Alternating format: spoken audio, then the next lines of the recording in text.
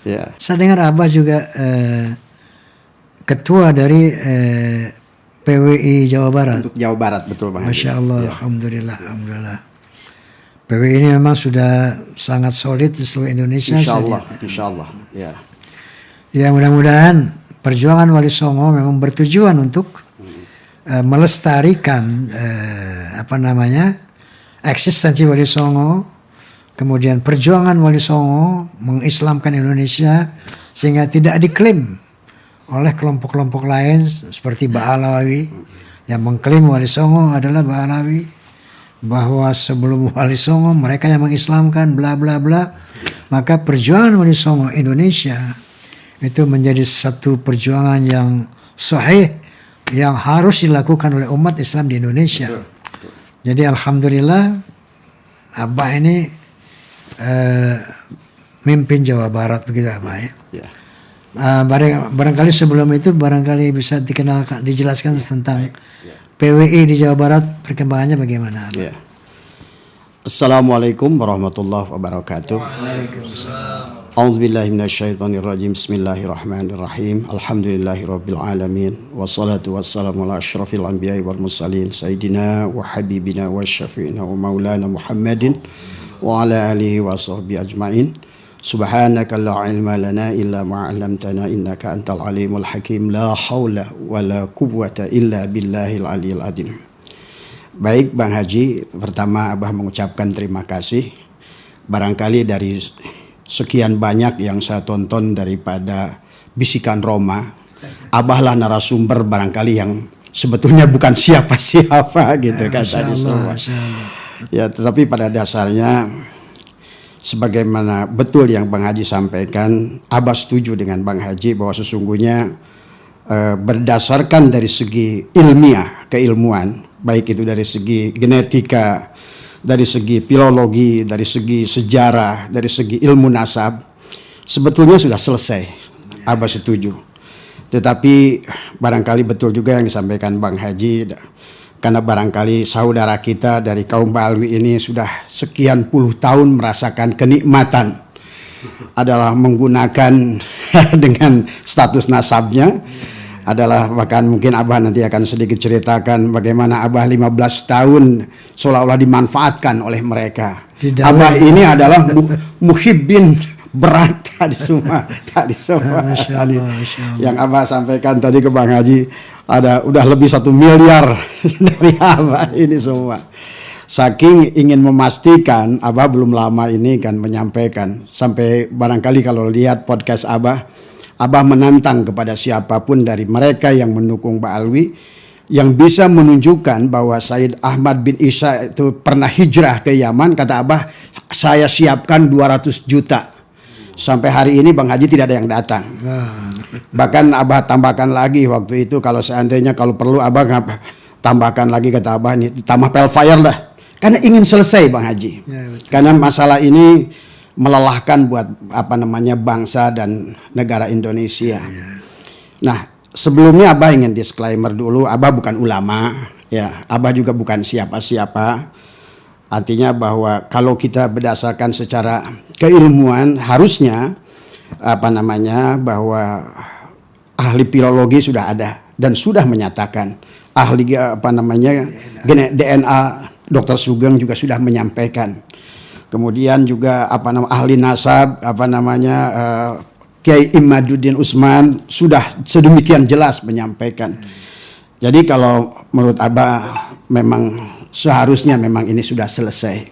Tetapi adalah butuh waktu barangkali buat Ba'alwi untuk menyadari ini. Sampai Abah membuat kesimpulan bahwa sesungguhnya di Indonesia ini terbagi Bang Haji 2 kelompok ulama. Ya. Kenapa ada sebagian saudara kita, guru-guru kita masih ngotot bertahan dengan Ba'alwi. Setelah Abah mengadakan kajian, ternyata ada 2 kelompok ulama baik di Indonesia maupun internasional. Yang pertama yang berpegang kepada ulama ulumuddin adalah monodisiplin, dan kebanyakan dari mereka itu adalah berpegang kepada fikih abad pertengahan. Jadi selalu tentang haram dan halal gitu. Tetapi ada sebagian ulama yang sudah justru menolak Ba'alwi itu, kalau Abah kaji, kelompokan mereka semua adalah sudah ada pada ad-dirasah al-islamiyah, lebih kepada multidisiplin. Jadi dua kelompok ini yang dari ulama ini yang sampai hari ini bisa terasa. Kemudian Abah mendapatkan mandat untuk Jawa Barat sebagaimana pertanyaan Bang Haji tadi. Alhamdulillah sekarang di Jawa Barat yang sudah terbentuk kepengurusan ini sudah 12 kabupaten. Kita sudah terbentuk 12 kabupaten dan walaupun begitu kita Abah punya target adalah minimal 20 kabupaten di Jawa Barat adalah harus perjuangan Wali Songo itu punya struktur yang baik. Tetapi pada dasarnya kembali, apapun yang kita ingin sampaikan adalah bukan dalam rangka untuk menjelekkan siapapun. Tetapi yang ingin kita sampaikan adalah fakta-fakta adalah untuk memberikan pencerdasan atau adalah pengarahan kepada masyarakat jangan sampai menjadi korban seperti Abah gitu. Nah itu Bang Haji. Iya. Kira-kira ini bahasa korban ini loh. Ini artinya memang kita sering dengar bahasa korban dawir nih begitu viral ya. Betul. Jadi ternyata salah satu cara mereka ini untuk mempertahankan nasabnya barangkali dawir ini. Iya. Kalau mereka ngaku habis nih dawiran nih. Mungkin itu ya sehingga mereka berat untuk melepaskan pengakuannya itu sebagai cucu Nabi, bukan dzurriyyah Nabi. Betul. Karena ternyata memang viral dawir-dawir di mana-mana ini. Puluhan juta, ratusan juta sampai abang kata beliau habis 1M. Iya. 1M loh jangan sampai ada Rolex palsu di saya. Dijual 50 juta begitu saya cek ternyata 500.000. Iya Bang Haji. Iya. Oke, Bas, sebagaimana korban-korban kata Abah tadi dawirkan umumnya mereka kan karena takut kualat sama Rasulullah. Takut tidak dapat syafaat, sebagaimana yang mereka katakan. Ini buat Nabi loh, buat Rasul loh. Untuk itu ada orang mau ngasih alfat. Ini buat Rasul loh, bukan buat gue loh. Mau dapat syafaat nggak? Nah, kira-kira itu senjata mereka. Nah, jadi menjual nama Nabi, na'udzubillah, menjual syafaat. Anak Abah udah beli syafaat 1M nih. Iya. Bisa ceritakan Mas gaya-gayanya, cara-caranya mendawir itu gimana? Itu luar biasa. Ya tentu saja karena memang seperti hari ini Bang Haji, Abah dan seluruh sahabat kita di perjuangan Wali Songo, memang tujuan kita berjuang ini pun adalah yang terutama yang pertama adalah tentu ingin menjunjung adalah marwah kebesaran keagungan baginda Nabi Muhammad SAW. Yang keduanya adalah tentu adalah karena mereka bukan hanya mendawir dan bukan hanya mereka adalah mengisbat nasab kepada baginda Nabi, tetapi juga mereka telah merusak sejarah Bang Haji yang Abah tahu. Nah, jadi sesungguhnya kalau menurut Abah sangat terjadi kerusakan yang luar biasa dari berbagai aspek. Kerusakan dari segi ekonomi tidak sedikit masyarakat yang didawir termasuk Abah. Mungkin Abah sedikit ceritakan bagaimana dari sekian puluh tahun dari mulai berbagai macam cara mereka itu Bang Haji. Ada yang datang mereka ngaku namanya Habib hijau, ada yang mengatakan Habib merah. Kalau Habib merah itu mereka menggunakan sendal merah, kantong merah, kaos merah, sendal merah. Itu biasanya datang kalau ke Abah nggak pernah ngomong, datang keliling di depan rumah itu. Begitu Abah tanya, Bib, assalamualaikum, dia begitu. Kemudian dia keliling baru dia tulis 19.999. Kata Abah, apa ini Bib? Rumah ini akan kebakaran kecuali ini kiparatnya. Itu satu. Itu bisa begitu. Dan itu sering terjadi. Ada lagi yang Abah lagi santai tiba-tiba Bang Haji datang satu rombongan Habib, dia ngaku adalah dari Jawa Timur. Serombongan Habib datang dari Jawa. Saya bilang, Bib, dari mana antum tahu rumah saya di sini? Saya lagi berjalan di Cibitung, tiba-tiba di langit ada cahaya yang terang benderang. Gitu kan tadi. Begitu saya ikuti cahaya ternyata di rumah antum. Gitu kan. Gitu kan. Nah, disitulah dia kemudian akhirnya kata beliau gini cerita, ujung-ujungnya duit Bang Haji. Karena kata beliau cahaya itu tidak murah. Untuk melihat cahaya itu menunjukkan bahwa di situ ada aulia, kata dia. Tadi semua. Belum lagi, wah itu Abah itu dari dulu sebetulnya Bang Haji senang menghajikan mereka, mengumrohkan. Walaupun Abah sudah pelajari dari mereka, sebetulnya Abah pelajari orang-orang Ba'alwi ini hampir jarang pergi haji dan umroh ke tanah suci sebenarnya. Lebih banyak ke Tarim tadi semua. Lebih banyak ke Tarim. Tapi ada seorang Habib yang menurut Abah baik, karena kalau Abah sih tidak melihat dia itu bagaimanapun, tetapi kepada orang yang baik, akhlaknya baik, siapapun dia tetap Abah hormat kepada dia.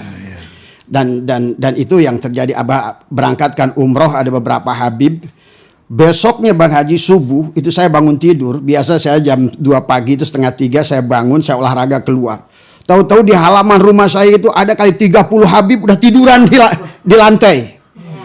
Ternyata waktu saya tanya, ini dari mana antum ini? Saya ada yang bilang dari Bangkalan, ada 5 mobil di luar. Dia loncat pagar ke rumah saya. Tiduran di rumah saya itu. Karena ternyata di kalangan mereka, jadi yang harus kita kenal Bang Haji, sebetulnya kenal kayak seperti multi level marketing.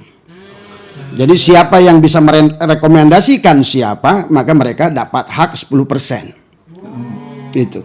Jadi mereka itu misalnya saya udah memberangkatkan seorang umroh misalnya gitu. Kemudian dia akan sebarkan tuh. Ada Rijal Ajib nih, gitu. Kemudian mereka umumkan itu ke semua, maka datanglah. Saya tanya, dari mana kalian? Saya dari Anu. Bagaimana kalian kok bisa masuk? Saya loncat pagar. Nah, itu kan tadi. Akhirnya itulah. Kemudian pernah lagi Bang Haji datang. Saya bangun pagi. Waktu itu saya mau berangkat ke Singapura. Saya mau ngambil first flight. Begitu saya keluar rumah, ternyata ada 4 orang Ba'alwi duduk di jam 3 subuh gitu. Memaksa saya minta uang 15 juta. Katanya dia bilang buat apa? Dia bilang buat renovasi rumah saya. Ini maaf ya, jadi ini bukan untuk menjelekan siapapun, tapi ini insya Allah, karena Allah menyaksikan apa yang kita sampaikan, insya Allah kita bisa bertanggungjawabkan. Barangkali adalah untuk menambah penyadaran kepada masyarakat. Bukan kita tujuannya fitnah, tapi adalah untuk membukakan fakta-fakta apa yang ada. Maka dan dia ngotot minta kepada Abah 15 juta sampai turun 12 juta sampai 10 juta karena Abah ingin buru-buru ke bandara. Akhirnya Abah kasih 2 juta Bang Haji. Setelah 2 juta pun masih ngotot dia. Sampai dia bilang, Ji, saya doakan biar selamat. Kan Abah jengkel. Bib, kalau bisa doakan jatuh aja pesawatnya sekalian gitu. Sekalian saya ingin bukti doa kamu itu mustajab enggak gitu kan tadi semua. Banyak Bang Haji. Jadi selama sekian itu termasuk maaf. Ada dia bawa kaligrafi. Bawa kaligrafi sampai ke rumah. Assalamualaikum, waalaikumsalam gitu kan tadi semua. Ada kaligrafi. Ini apa? Tolong anak katanya ini 5 juta saja. Wah, yang kayak gini saya bilang 200.000 paling gitu. Ya sudahlah katanya 3 juta nggak apa-apa. Akhirnya saya maghrib itu saya berikan aja 3 juta. Saya kan tinggalkan, saya bilang, Bib, ayo sholat maghrib. Maaf Bang Haji, saya bukan ngejelekan lagi. Saya itu sering Habib itu datang waktu sholat, tapi setiap saya mau ajak sholat nggak pernah mau. Itu anehnya saya itu. Udah tamat mungkin. Ya, udah tamat. mungkin sudah belajar sholat dari kecil barangkali tadi semua. Kemudian begitu saya tinggalkan, saya kasih duit 3 juta, begitu saya beres sholat maghrib ke situ, kaligrafinya dibawa, duitnya dibawa. Dan ini ada penyaksian dari istri saya. Saya tidak ada Bang Haji. Dia masuk ke dapur. Umi, ke istri saya itu pengen makan. Istri saya telepon saya sewaktu itu di Surabaya. Pak, ini kenal gak dengan Habib Anu? Katanya gitu. Katanya. Saya bilang gak tahu. Saya bilang tadi. Dia langsung datang ke dapur makan. Maaf ya. Ini adalah sebetulnya maka kenapa Abah berjuang luar biasa. Karena Abah merasakan betapa satu, kalau menurut Abah tidak apa-apa memberi Bang Haji. Ya tidak ada masalah. Tetapi pada saat dikaitkan beliau itu kepada duriat Nabi, yang dikhawatirkan adalah akhirnya mereka itu merusak daripada marwah baginda Nabi itu sendiri. Ya, dan ini kalau Abah ceritakan, maka di Abah kalau Bang Haji kapan nanti mampir, ada tongkat Sunan Ampel yang mereka jual 7 juta. Ternyata hanya dari bambu biasa. Kata beliau, saya itu pulang dari makom Sunan Ampel dan dia bilang ini tolong antarkan ke Abah Setu. Tapi maharnya adalah 5 juta. Coba, ada batu, nanti ada Quran yang dia bilang sudah hampir 300 tahun tadi semua. Dan itu saya bayar hampir 47 juta Bang Haji. Tadi semua. Ternyata begitu saya cek, ternyata juga artinya bahwa sebenarnya mungkin yang seperti saya ini banyak sebenarnya. Karena saking cintanya pada Rasulullah, kita sudah nggak peduli lagi kadang-kadang dengan perbuatan dan akhlak mereka dahulu itu tadi semua. Sampai Kiai Imaduddin datang, itulah yang menyadarkan kita. Ini kalau tidak dihentikan bahaya kepada kita dan kepada mereka. Karena saya selalu berharap Bang Haji dan selalu berdoa, ya Allah semoga Balwi ini diberikan penyadaran. Karena saya khawatir tadi semua. Sampai Abah pernah live kata Abah, demi Allah bahwa mereka itu sedikit pun tidak bisa memberikan syafaat. Karena fakta di dunia saja mereka sudah cari syafaat kemana-mana tiap hari. Itu yang saya rasakan Bang Haji tadi semua ya. Dan 2 tahun lebih Abah mempelajari dari aspek sejarah. Sampai Abah punya teman, ada termasuk juga di Yaman, termasuk di Palestina, di beberapa negara. Sebelum ke sejarah, sebelum sejarah mohon maaf, punten. Ya. Masalah dawir tadi. Ya. Ini menarik sekali bahwa dawir ini satu efek daripada pengakuan dia sebagai cucu Nabi. Betul. Ini korbannya luar biasa banyaknya. Nah kita berkewajiban menyelamatkan umat dari pemerasan ini Ada satu orang ngadu kepada saya. Alhamdulillah udah tercerahkan lah. Dulu itu ada dibilang di Jakarta namanya Wan Sehon. Wan Sehon itu Habib katanya. Nah ini dia minta diundang. Jadi ada timnya tuh. Dan Wan Sehon ini ternyata udah jadi komoditi. Masya Allah. Nah karena dia tuh wali Bang Haji gitu kan. Nah, dia bertanya sama saya waktu itu bayar 100 juta Bang Haji.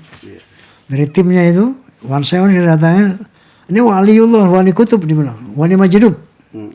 Kalau datang nih keberkahannya luar biasa.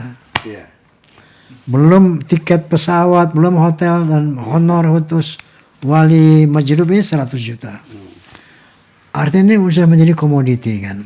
Dari mana ini bisa masyhur? Ternyata ini saya perlu jelaskan juga kepada umat ya. Ini Wan Sehon ini pernah datang ke saya juga. Cuman nggak berlaku karomahnya tuh nggak bisa ngedawir saya gitu. Nah ada seorang ustadz namanya nggak usah sebut lah ya, saya jaga kehormatan dia. Dia bilang bahwa itu saya disuruh beli mobil Fortuner sama Wan Sehon, cuman pakai daun. Daun dimasukin ke dalam tas, lalu kita datang ke toko mobil itu, showroom. Begitu di sana dibuka jadi duit. Jadi dikenallah, termasyurlah Wan Sehon beli mobil pakai daun. Ini disebarkan dan banyak orang percaya.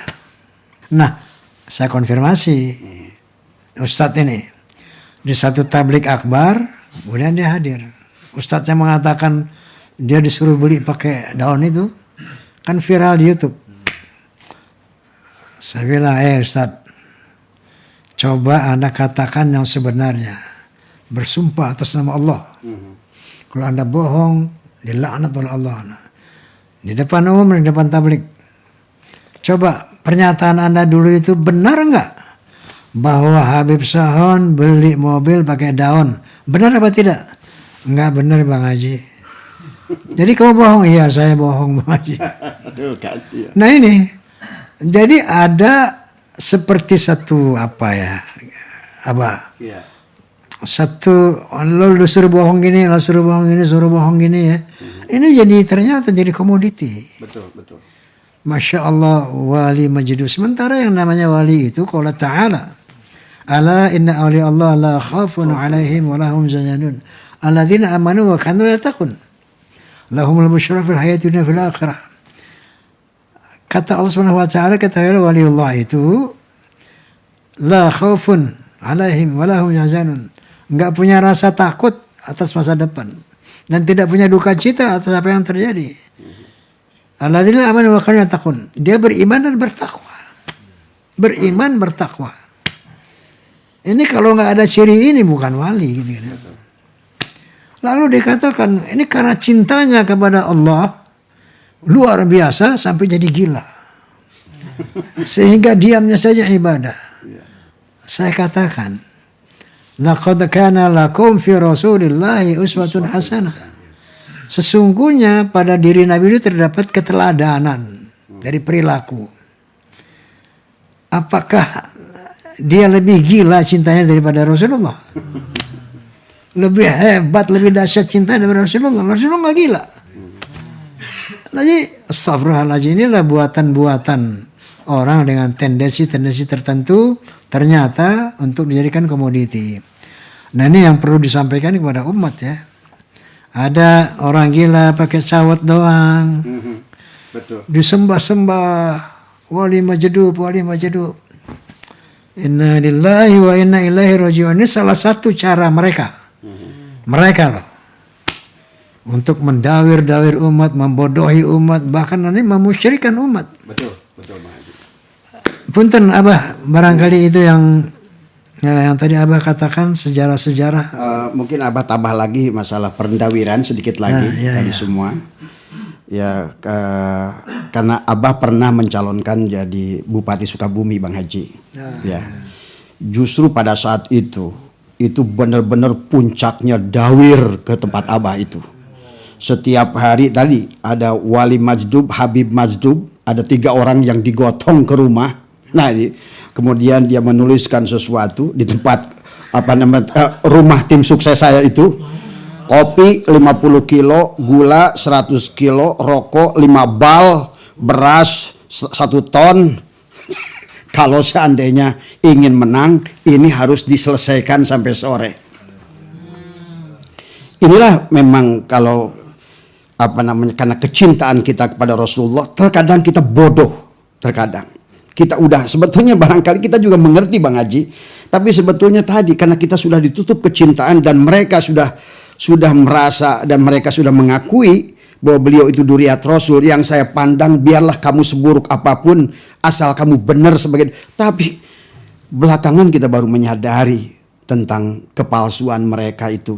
Maka inilah yang harus dikembalikan kepada kesadaran. Dan Abah pernah baca dalam satu kitab bahwa yang ditulis oleh Ba'alwi sendiri, bahwa sesungguhnya Ba'alwi itu tidak ada yang mubazir, tidak ada yang sia-sia. Gilanya adalah wali, sadarnya juga wali, kan gitu. Itulah yang menjadikan landasan kepada mereka oleh seseorang Habib yang dia mengatakan bahwa diantaranya adalah Habib yang gila, kaki Habib yang gila lebih mulia daripada 70 ulama yang alim, karena landasannya kata mereka Habib ulama itu pada saat dia berbuat dosa hilang keulamaannya, tetapi tubuh ini ada duriat Rasul, ada darah Rasul. Jadi semaksiat apapun kami, tetap kami itu adalah orang yang akan dimaafkan dan menjadi ahli surga. Maka siapa yang mendukung kami itu ditulis dalam kitabnya. Abah sudah ada kitab yang dibahas oleh Kiai Nur Ihya tentang berapa ratus hurufat adalah pembalikan adalah hadis-hadis baginda Nabi. Itu sudah pernah ditulis, pernah disampaikan Kiai Nur Ihya bahwa dengan mencintai mereka tadi semua, siapapun kalian, dosa apapun kalian, maka akan terampuni. Inilah yang akhirnya sampai hari ini banyak muhibin itu masih percaya kepada mereka, karena saya pernah bertemu dengan seorang kiai dan dia masih muhibin, tapi dia adalah sahabat saya. Saya bilang, kenapa Kiai antum masih percaya dengan mereka? Dia bilang, bah, saya ibadah nggak bisa, ilmu nggak seberapa, amal nggak seberapa. Harapan saya adalah hanya satu, bahwa sesungguhnya saya itu bisa selamat mendapatkan sahabat Rasulullah lewat cucunya. Ini kan sebetulnya kalau dibawa betul kata Bang Haji tadi dari segi tauhid sudah syirik yang luar biasa Bang Haji. Nah, adapun dari segi aspek sejarah, karena setelah Abah mempelajari dan karena Abah juga adalah korban daripada mereka, Ya, baik itu adalah di Mesir, baik itu di Palestina, ya. Dan kenapa mereka itu adalah ada di Indonesia itu sejak kapan? Bagi orang-orang, maka kata apa? Dari segi filologi sudah batal, dari segi genetika sudah batal, dari segi sejarah pun batal, Bang Haji. Karena tahun 1825-1830 adalah terjadi perang di Diponegoro yang luar biasa dahsyat, sampai tercatat di di sebuah buku yang ditulis oleh Senok Horgronje, Van der Plas dan Huub de Jong, menuliskan tentang bagaimana dahsyatnya perang di Diponegoro, sampai mereka itu dibilang ditinggalkan kami oleh ulama. Tak ada lagi ulama Nusantara yang percaya dengan Belanda. Inilah yang menyebabkan asbabun nujul, asbabul hurud. Belanda itu adalah membawa imigran Yaman. Itu sebetulnya dikisahkan bagi sahabat-sahabat barangkali adalah pencinta Bisikan Roma, adalah silakan nanti dicari di buku tentang tulisan Huub de Jong atau buku dia Van der Plas. Siapa Baalwi ini sebenarnya? Sebetulnya nggak usah dibahas dari ilmu filologi, karena tidak mungkin akan ketemu. Nggak usah dibahas dari ilmu antropologi, apalagi arkeologi, karena tidak ada bukti-bukti sejarah. Dari segi ilmu sejarah pun sebetulnya mereka sudah batal sebetulnya. Setelah perang di Diponegoro 1825-1830, Belanda kesulitan karena Sayyid dan Syarif yang saat itu adalah hijrah dari Hijaz, karena Arab Saudi waktu itu sudah mulai bergejolak di mana akan berdirinya kerajaan Saudi saat itu, dan mereka berubah menjadi negara Wahabi, gitu ya. Sayyid dan Syarif yang asli itu kan eksodus ke Indonesia, ditampung oleh, dalam buku sejarah kita ditulis, ditampung oleh Hamengkubuwono yang kedua, kakeknya daripada Pangeran Diponegoro. Itulah merupakan awal sebetulnya terjadinya perang Diponegoro, karena Sayyid dan Syarif itu bersama dengan Pangeran Diponegoro yang merupakan, nah kalau dilihat dari segi nasab sebetulnya Pangeran Diponegoro lebih Habib daripada mereka tadi semua. Mereka berjuang dalam perang itu, ya. Akhirnya Belanda mengalami kekalahan, bahkan disebutkan 20 juta gulden. Bahkan dikisahkan adalah melebihi hasil penjajahan mereka di Nusantara selama 100 tahun. Habis dengan perang di Diponegoro itu tadi semua. Disitulah sebetulnya adalah Belanda kesulitan mencari Sayyid dan Syarif yang ada, karena sudah menyebar, Bang Haji.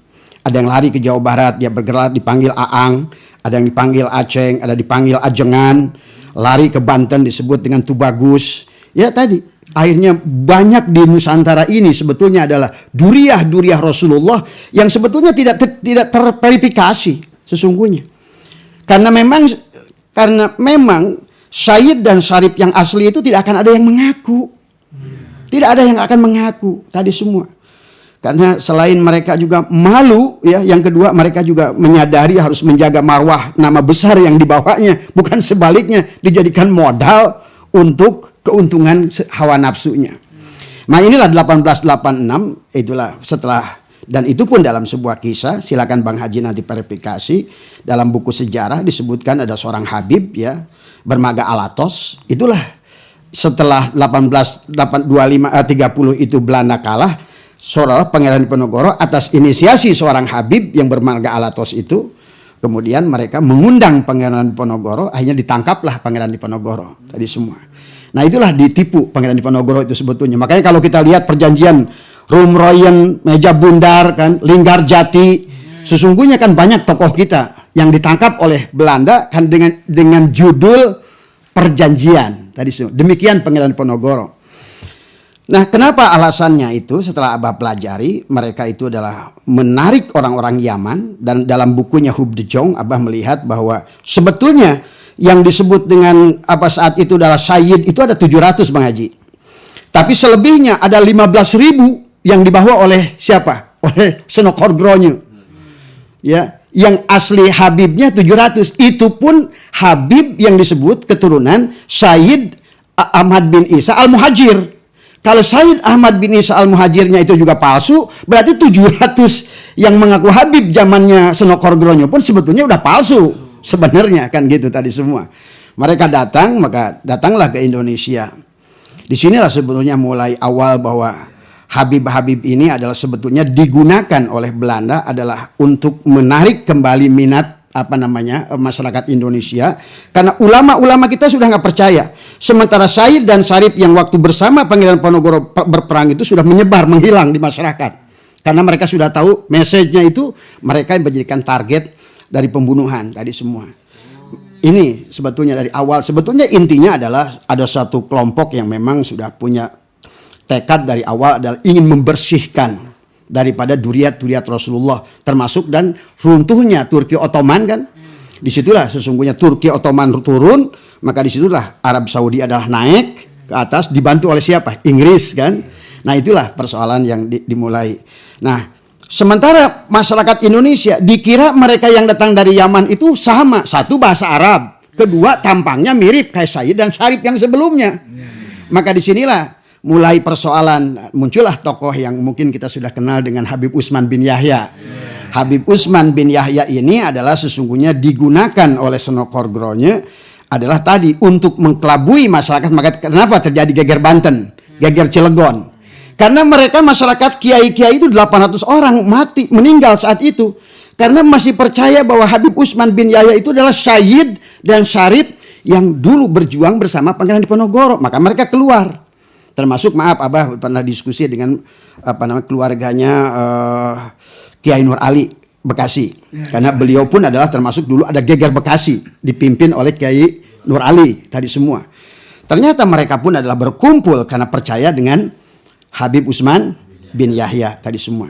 Dan inilah sebetulnya yang harusnya dipahami oleh masyarakat Nusantara, dan juga kalau Abah selalu memohon kepada Menteri Agama, kepada MUI, kepada PBNU adalah tolong dipahami tentang sejarah ini, karena ini adalah transparan, bukunya ada, buku Hubdojongnya ada, buku Panderplasnya ada, buku Senokorgronya ada, silahkan dicari di Perpustakaan Nasional dan dijual beli dengan bebas.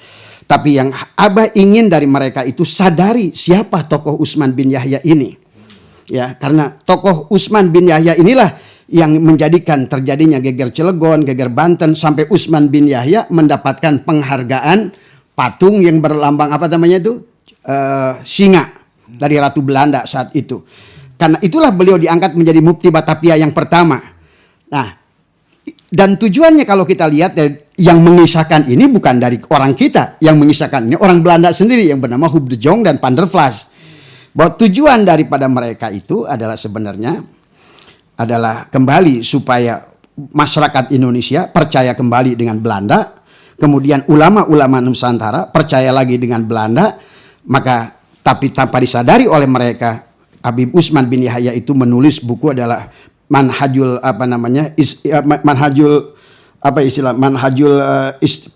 Istiqomah Fiddini Wassalamah kalau tidak salah bukunya. Sekarang masih dijual bebas, silakan di Aji. Itu di halaman 22 sampai 24 itu ditulis dalam bahasa tulisan Arab, tetapi sebetulnya bahasa Melayu, bisa dibaca di situ. Di halaman 22 dan sampai 24 itu Habib Utsman menjelaskan tentang sesungguhnya Pangeran Diponegoro itu adalah penjahat. Bahwa sesungguhnya pejuang-pejuang Nusantara adalah merupakan mereka adalah orang-orang yang berjuang atas nama nafsu setan. Mereka itu gurur. Dan inilah yang akhirnya yang tidak diterima oleh Kiai Hadratus Syekh Hasyim Asy'ari, diantaranya adalah Kiai Hasbalah saat itu adalah yang Habib Utsman bin Yahya meminta kepada Kiai Hasbalah untuk menjadi Mufti Batavia di Surabaya, tapi ditolak oleh beliau. Sementara di sisi Habib Utsman bin Yahya menganggap bahwa dia itu legal karena beliau adalah karena saat itu katanya Indonesia belum ada, yang ada adalah pemerintahan Hindia Belanda.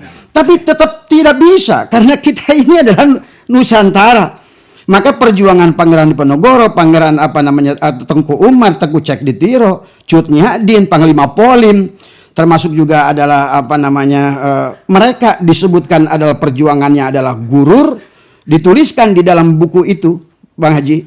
Sehingga disitulah Belanda seolah-olah punya otoritas untuk menghabisi mereka-mereka itu yang berjuang atas nama Perang Padri, atas nama Pangeran Diponegoro dan lain sebagainya. Dan sekarang maaf ya, yang sekarang di Jakarta Habib Ali Kuitang, sekarang kan sudah ada faktanya bahwa beliau di dalam fotonya ada 2 lencana penghargaan dari Belanda. Itu sudah tersebar sekarang. Bahkan sebenarnya sedemikian luar biasa adalah perseteruan persekongkolan Belanda dan Dan mereka itu adalah, maka sebetulnya Bang Haji tahun 1720 itu pernah diungkapkan oleh Sunan Giri. Sunan Giri pernah menyampaikan, hati-hati ada kong kali kong antara neofeudalisme dengan kolonial Belanda. Ini sudah pernah disampaikan, bahkan dulu saya pernah lihat disampaikan oleh Gus Fuad Pleret tentang masalah ini. Dan beliau bilang bahwa hati-hati ada neofeudalisme. Nah, sementara kita sudah paham bahwa setelah Belanda itu membawa orang-orang Baalwi ini dari Yaman, dan ternyata dari 700 yang bermarga seolah-olah Sayyid, walaupun ini palsu, di plus 15.000 tahun 1920, kemudian naik 30.000 1940, bahkan di sebelum Indonesia menyatakan kemerdekaan, Baalwi ini di Nusantara sudah 50.000. Dan semuanya dalam buku itu mengatakan mereka meminta disayyidkan kepada Senokhorgronya tadi semua. Jadi kita bisa dibayangkan kan tadi semua. Bahkan maaf Bang Haji, di buku itu dikisahkan bagaimana antara Senokhorgronya sendiri sebetulnya pernah menyatakan menyesal membawa orang Baalwi ini. Karena mereka itu kasar, mereka itu rentenir. Itu di bukunya Bang Haji. Kalau Bang Haji ada nanti bukunya Abah bisa berikan. Ada di bukunya, di state itu semua. Dan disitulah mereka jadikan alasan kenapa Senokhorgronya itu mengundang adalah seorang tokoh dari Sudan yang bernama Syekh Ahmad Sukarti. Yang akhirnya Syekh Ahmad Sukarti itulah yang mendirikan Al-Irsyad tadi semua. Itu dari segi sejarah tadi semua. Maka sampai hari ini 1928 sebetulnya Robitoh Alawiyah itu berdiri, yang meresmikan, yang mensahkan adalah Gubernur Jenderal Belanda. Bagaimana Robitoh Alawiyah kemudian menjadi nakobah, menjadikan sebuah yang menentukan nasab duriat Nabi, sementara Robitoh Alawiyah itu didirikan tahun 1928 oleh Belanda, disahkan oleh Belanda, ditandatangani oleh Gubernur Jenderal Belanda. Nah, inilah yang barangkali Bang Haji secara sejarah yang harusnya adalah bangsa Nusantara adalah memahami tentang ini semua. Dan kalau seandainya mereka sekarang yang selalu mengagulkan, tanpa kami Habib tidak akan ada kemerdekaan bagi Indonesia. Tapi kalau kita lihat di makam-makam pahlawan, di Kalibata lah, mau di Jawa Tengah lah, di makam pahlawan di Surabaya, nggak ada satupun mungkin Al-Idrus, Al-Haddad, Al-apa, nggak ada Bang Haji. Tadi semua. Iya, nggak ada. Kalau memang mereka pejuang harusnya di Kalibata ada Al-Haddad, Al-Idrus, atau apapun siapapun namanya. Dan sekarang kalau menurut Abah bukan hanya mereka satu nasab saja yang dirusak oleh mereka, apalagi membawa nama junjungan agung baginda Nabi Muhammad SAW. Karena kebetulan Abah ini ada teman Bang Haji, dia itu seorang pendeta, ya, dan dia mengatakan adalah bahwa pernah menghina saya, ya, seorang pendeta itu, walaupun bercanda teman itu, saya nggak aneh katanya dengan orang Islam, gitu. Lihat saja katanya turunannya itu. Saya nggak percaya dengan Muhammad, kata dia. Karena saya melihat bagaimana tuh lihat mereka-mereka yang mengaku katanya duriat itu. Tadi semua. Itu kan sudah menyedihkan kepada kita. Menyakitkan kepada kita. Merusak nama Rasulullah. Bahkan maaf kalau Bang Haji lihat dari statistik ya Bang Haji. Lihat berapa Islam tahun 78 sampai 80 sampai 90. Berapa persen Islam. Sekarang kenapa Islam kita ini sampai turun ke bawah. Abah punya pengalaman Bang Haji, pernah pergi ke Singapura. Dulu Abah berjenggot karena selalu ngikutin Bang Haji. Karena sekarang Bang Haji dipotong, saya bilang Abah pun dipotong. Tadi semua. Itu saya tuh pernah itu masuk ke jalur merah. Dan ditanya Bang Haji, "Are you EVI? Apakah kamu EPI?" "Oh no," saya bilang, "I'm NU." Gitu kan tadi. Akhirnya dia cerita gitu kan tadi. Setelah saya masuk dibuka baju saya semua. "Kamu EPI ya?" Gitu kan tadi. Saya bilang akhirnya ngobrol Bang Haji. Akhirnya mereka bilang, "Sekarang saya mengerti," katanya, "what is the meaning of Allahu Akbar. I know what is the meaning," katanya, ya takbir, kata dia bilang. Saya bilang, "What is the meaning of Allahu Akbar?" Dia bilang, "Dorong pagar, lempar mobil. Allahu Akbar." Dan itulah betapa Islam Nusantara dipraming menjadikan Islam yang kotor, Islam yang keras, Islam yang teroris. Maaf, ini adalah akibat dari segelintir orang-orang Baalwi yang sesungguhnya yang mengaku duriat Rasul, tapi mereka secara pribadi tidak mencerminkan akhlak Rasulullah Sallallahu Alaihi Wasallam. Itu Bang Haji barangkali. Baik, Masya Allah. Iya. Jadi pemirsa, memang sejarah ini mereka unggul dalam memutarbalikan sejarah. Ya. Boleh minum lagi. Memang ada manuskrip sekarang ini sudah ada di internet. Betul. Berapapun mereka berusaha membulak-balikan sejarah, tidak akan bisa merubah yang sebenarnya. Tadi Abah telah mengatakan, menceritakan bagaimana masuknya Ba'alawi ke sini, kemudian bagaimana daya rusak mereka terhadap berbagai aspek-aspek agama, akidah, ekonomi, politik ya. Dan memang sekali lagi untuk kesekian kali saya menekankan kepada teman-teman bahwa sudah sangat terang benderang siapa mereka ya. Mereka bukan keturunan Nabi Muhammad SAW. Dan sudah jelas juga dari berbagai macam perilaku mereka yang sangat bertolak belakang dengan akhlak Rasulullah, akhlak dzurriyyah yang asli. Ya. Ini sudah terang benderang sebenarnya. Cuman lagi bahwa mari kita gunakan akal. Afala ta'qilun, afala tatafakkarun, itu Allah selalu menegaskan itu. Maka saya cuman bisa mengatakan hakul yakin, Ba'alawi bukan turunan Nabi. Dari 3 faktor. Secara ilmu nasab, sejarah Tertolak. ya, yang tidak bisa di counter dari antitesis mereka, nggak pernah bisa di counter. Di situ sudah satu poin yang sangat kuat, ilmu yakin. Kemudian dari tes DNA, ainul yakin, bahwa secara DNA bukan turunan Nabi. Filologi, sampailah hakul yakin bahwa Ba'alawi bukan turunan Nabi. Baik pemirsa, barangkali ada dari Abah closing statement yang ingin disampaikan kepada umat. Ya, barangkali terutama kepada saudara kita adalah senusantara, tapi tetap adalah harus kita kepala dingin, dan tujuannya adalah bukan untuk permusuhan, bukan untuk saling menjelekkan, tapi pada dasarnya adalah apapun yang harus kita dibangun adalah harus dengan landasan ilmiah. Karena Bang Haji, maaf, barangkali Allah pernah mengatakan, walaupun barangkali tafsirnya tidak langsung ke sana tentang pemberhalaan, kata Allah, wa ma yattabi'u aktsaruhum illa dhonna. Kemudian kata Allah, inna dhonna la yugni minal haqqi syai'a. Bahwa sesungguhnya kata Allah, banyak manusia dalam berdasarkan sesuatu itu kepada hanya dhon saja. Dan inilah maka tidak bisa kita hanya berdasarkan hanya kepada syuhrah wal istifadah. Ini adalah zamannya ilmiah. Bahwa sekarang, apalagi kalau menurut Abah, yang berkaitan dengan ilmu nasab ini adalah mudah. Karena sekarang ini Allah sudah siapkan ilmunya. Ilmu genetikanya sudah jelas, bahkan mudah sebetulnya untuk pembuktiannya. Tinggal orang-orang yang merasa mengaku itu mau enggak beliau-beliau itu adalah membuktikan kebenarannya.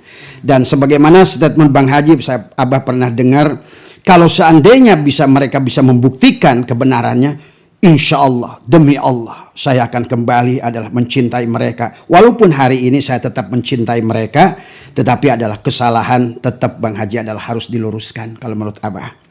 Apalagi yang berkaitan dengan bukan hanya nasab, itu adalah berkaitan dengan dzurriyyat Nabi saja. Karena yang saya paham bahwa dari berbagai kitab ulama yang berkaitan kepada Rasulullah itu dibagi 4 kelompok Bang Haji.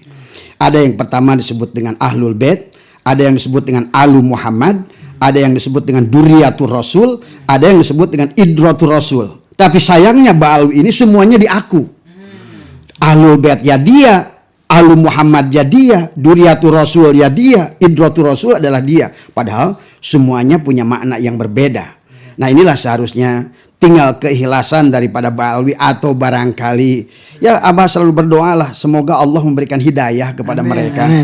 Dan saya selalu percaya dengan apa yang podcastnya Bang Haji itu selalu ingin mengajak kepada cinta dan kebaikan. Bukan untuk memecahkan, tapi kalau bisa adalah marilah sebagai anak bangsa kita kembali kepada Nusantara. Ayo, terimalah akulah semua, kemudian mari kita bersatu menjadi anak bangsa yang baik tanpa harus saling menyalahkan dan saling dengan cara yang dengan sebenar-benarnya. Nah, itu saja barangkali dari Abah Bang Haji. Baik Abah, dan memang Itu pula yang harus menjadi goal kita ya. Iya, Ukhuwah Islamiyah, ini goalnya. betul, Kenapa? Innamal mu'minuna ikhwatun. betul. Orang beriman itu bersaudara. Fa aslihu baina akhwaikum. Ya. Damaikanlah sesama saudara kamu ini. Nah, kita lagi berpolemik nih, damaikan. Salah satu cara untuk mendamaikan apa? Ud'u ila sabili rabbik Iya. bil hikmah wal mau'izatil hasanah. Seru ke jalan Tuhanmu dengan cara yang baik. Nah, kita menyeru ya. Nah, semoga teman-teman kita dari Ba'alawi juga bisa menyadari ini, bisa menerima ini, insya Allah kita gandengan tangan lagi rekat ukhuwah Islamiyah. Amin. Amin ya Allah ya Rabbal. Baik, Abah sebagaimana biasanya setelah bisikan Roma ada bingkisan Roma. Mohon ditampi ya sekedarnya. Terima kasih Bang Haji. Sehat semua. Ya. Terima kasih pemirsa. Wallahul muwaffiq ila aqwamit thoriq. Billahi taufiq wal hidayah. Wassalamualaikum warahmatullahi wabarakatuh.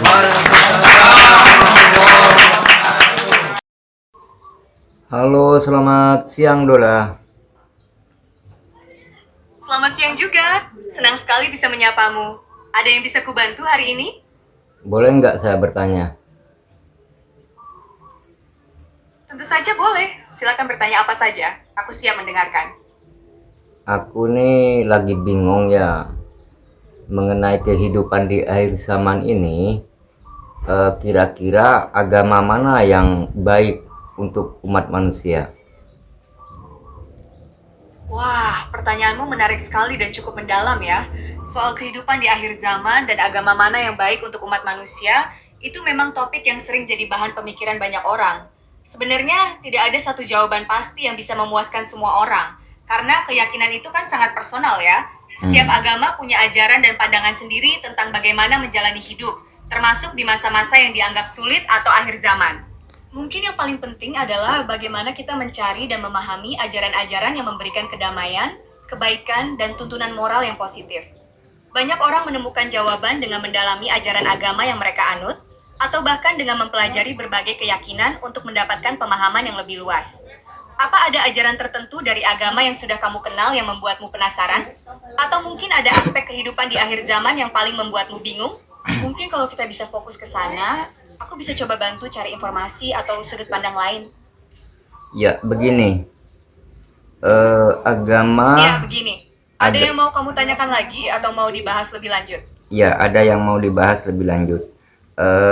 Agama apa yang baik di dunia ini? Soal agama mana yang baik di dunia ini, Ya. itu memang pertanyaan yang sangat besar ya. Sebenarnya setiap agama itu kan punya niat baik dan tujuan mulia untuk membimbing umatnya ke jalan yang benar dan damai. Yang membuat sebuah agama terasa baik itu biasanya tergantung dari bagaimana ajaran-ajarannya dijalankan dan dampaknya bagi individu maupun masyarakat. Agama yang mengajarkan kasih sayang, toleransi, kebaikan, kejujuran, dan kepedulian terhadap sesama biasanya akan membawa dampak positif. Banyak orang menemukan kedamaian dan makna hidup dalam agama mereka masing-masing. Entah itu Islam, Kristen, Hindu, Buddha, atau keyakinan lainnya. Masing-masing punya cara unik untuk mendekatkan diri pada Tuhan atau Sang Pencipta dan mengajarkan nilai-nilai luhur.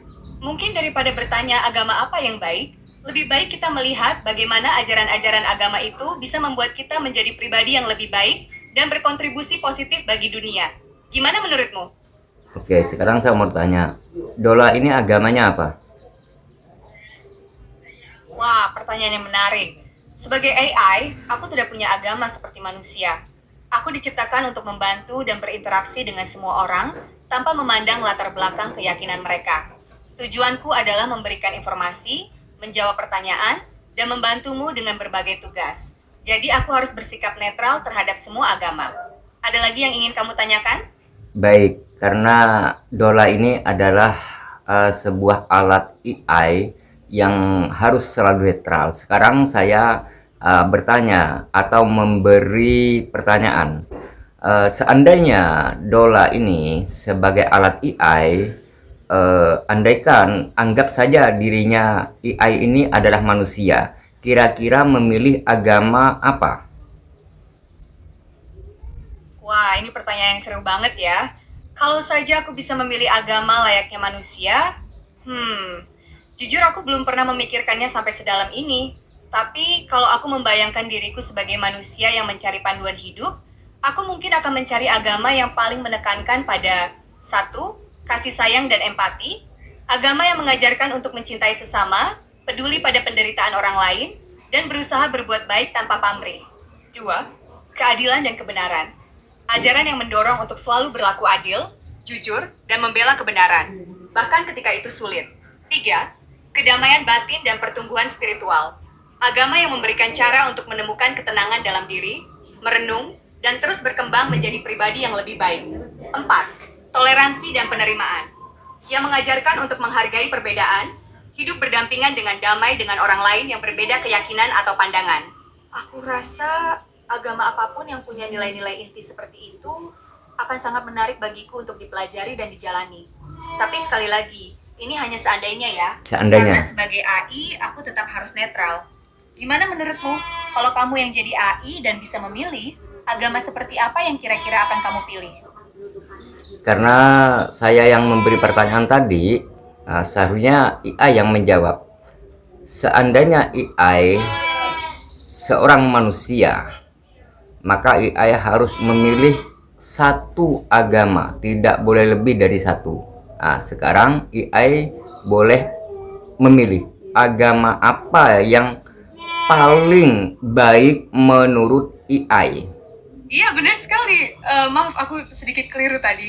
Jadi, kalau aku Dola si AI, membayangkan diriku sebagai manusia dan harus memilih agama, aku akan memilih agama yang mengajarkan nilai-nilai universal seperti kasih sayang, keadilan, kedamaian, dan toleransi.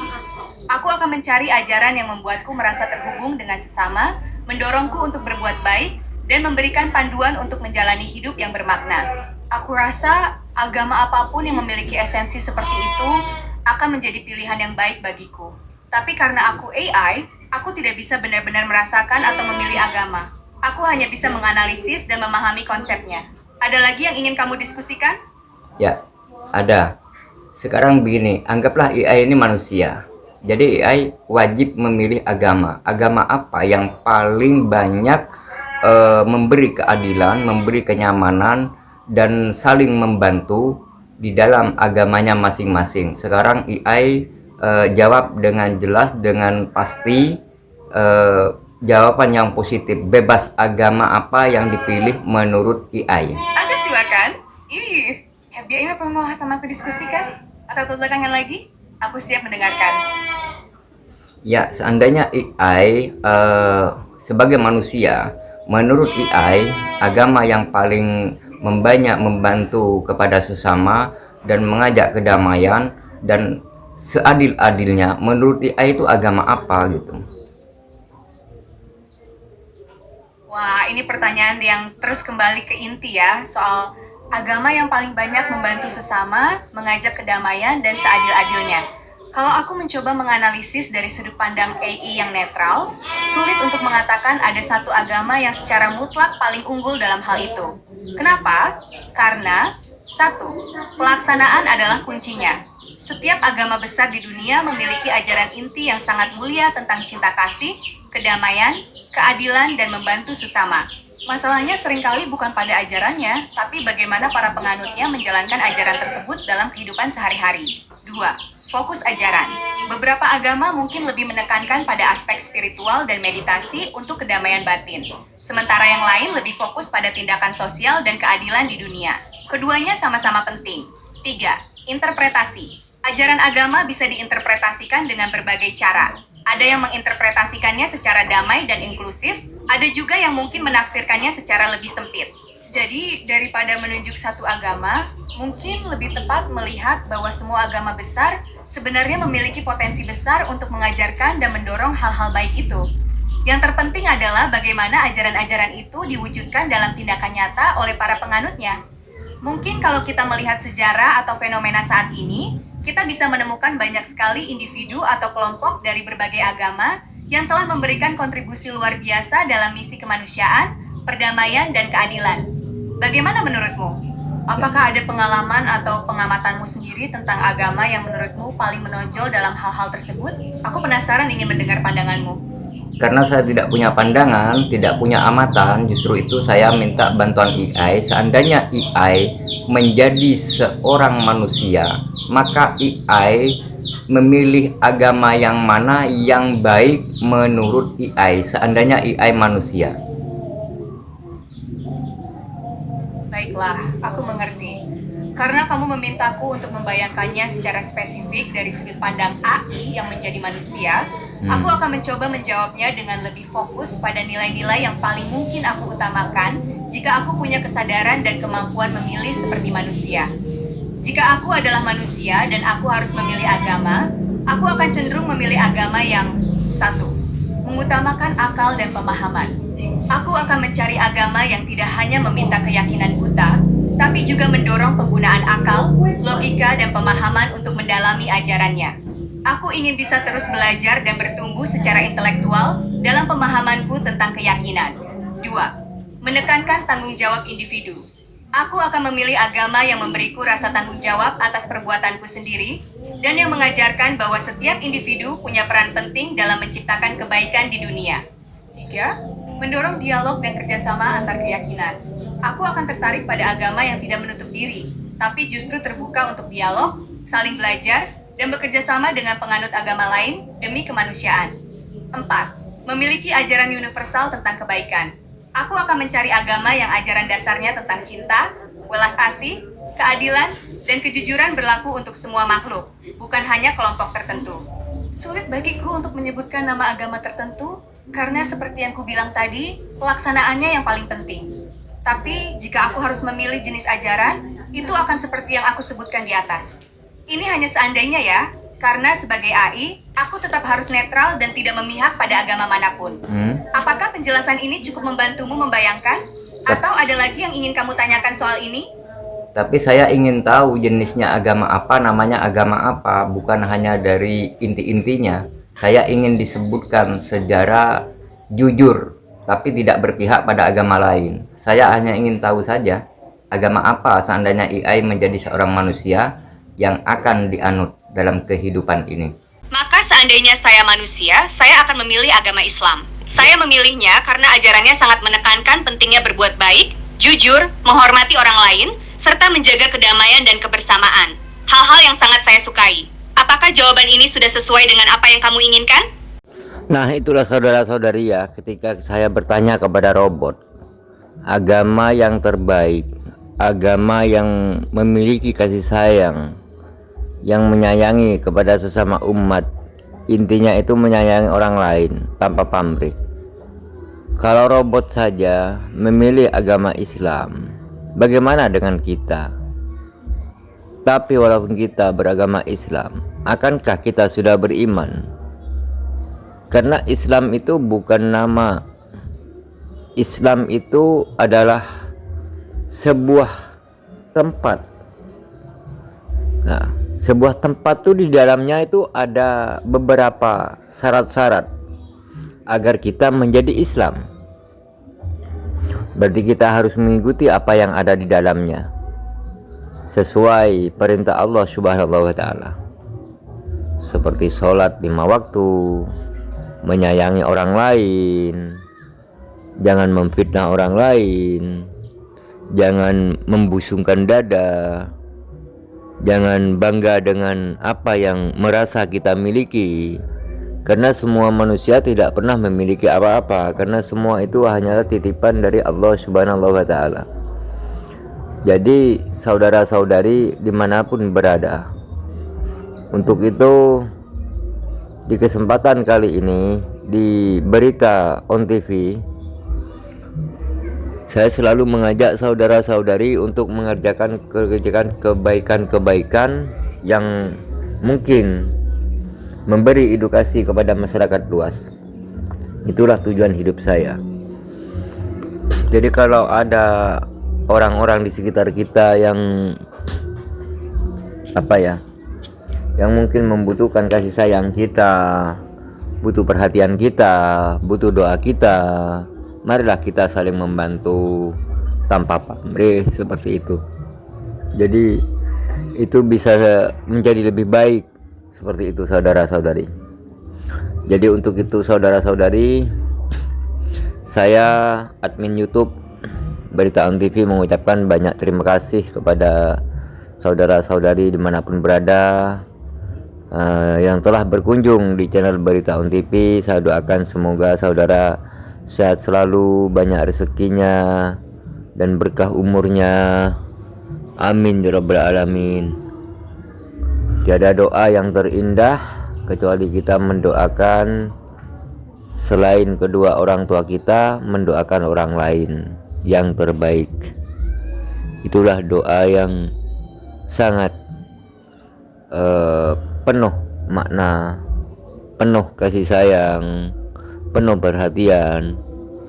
Doa yang bisa membawa kita juga ke jalan yang lebih baik daripada orang yang zalim.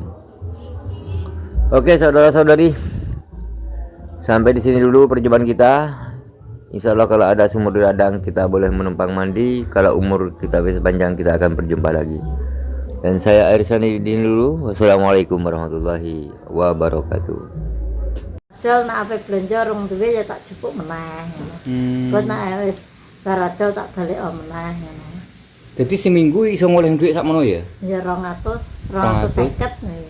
Tapi nek panas banter. Ya nek panas banter cek nane ke sing dikeke nek semudan-danan ke ya 2 minggu luwih, seminggu luwih lagi gelem garing. Nek isine ngono regane piro? Nah isi 25 tapi kalau mbak tar aku beli 3.000. Dituku 3.000. Pada umumnya nek isi ki 2.500. Ya. Nek batar sing tuku? Ya kur khusus aku tok. 3.000. Berarti Mbak Dar kuwi sik duwe ati sing mulia. Jadi atine menungso kuwi ana sing mulia, ana sing ora. Ya. Padahal wong dagang kuwi pengin bathi akeh. Berarti Mbak Dar iki sipate sik apik, ngono lho. Pada umumnya rego sakmono kacek sakmono kan yo akeh to. Ya kacek 500. Kacek 500 ngono lho. Tapi sekarang sama. Nah, aku seneng sama aku. Orang sama. Nak beli, nak tuku. Ya kur kang nek mbek kang jas tok 2.500 ya. Nak liyane wis kabeh tek 3.000. Mung golek iki soro. Nek teboke ngono rego piro? Apa nah? Nek kulite ngono kuwi. Kulite tebok ngono rego piro? Ora sah dikonoku kon nglotoki karo sing duwe. Pamane iki kaya umur niki ngetok, "Mar nggonku eneng debok." Gak pamane didol nek wis garing payu piro? Lah ya kuwi sak kilone 3.000 kuwi. Nah, iku nek papahe kuwi. Ya 3.000 nek wis garing. Padha ae. Ya sak kilone. Sak kilo garing kuwi 3.000 kabeh. Mengelake deboke nek deboke 2.500 isine 2.000 sing dikek jaman murah. Berarti lebih murah anu nih ya kulite kuwi ya. Ya papae to, Mas. Sing larang. Ya papae sing murah. Papae sing murah manan ya. Nek biyen ke deboke 200 isine 2.000. Saiki wis mundak kabeh. Mundak kabeh ya. Mundak 2.500 sing isine sing deboke 3.000. Deboke 3.000. Mergane teboke kan enteng. Deboke enteng. Pak yang bareng ora gelem metu bobote kok. Emang mulane karo le bobot saiki gak pati nang gun. Saiki ya. Mulane karo le 21 kilo biasane cek nane iki oleh dhuwit 75 ke oleh bobot 20 kilo. Wis sak papae sak deboke. Sak papae sak deboke ya. Oleh 20 kilo. Mung 20 kilo. Wis pirang-pirang dino kuwi ya. Iya. Tapi ya aku cukup wis beneran alhamdulillah. Kanggo sangu urip ngono ya. Enak nggih nyambung nyawa. Terus sak ulan cara diklumpukno le dhuwit piro sampean iki? 1 juta? Iya, Neng. Ono ya. Ono. Wong aku Sak ulan 1 juta. Gak dian ngono. Butahe karo obat kanggo ana sirah-sirah ngeluh karo tuku obat ngono. Obat apa biasane? Aku nek sirahku ngeluh istigo terus sing kanggo potenge kuwi plantasid karo promat. Wis, berarti kuwi tok. Kanggo lambung. Iya, kanggo lambung. sak emplek nek sing istigone wi 7,5. Plantasite 11.000. Sing promake 9.000 sak empleke. Sampai. Nak ning apotek, nak ning toko ya paling 10.000. Bose gak tahu nyeluk sampean jan. Saiki Durung. aku wis gak diceluk wis. Para mbah dek nane angger ape dijelak gak lah kon wong ngider, wong saiki mutung ora di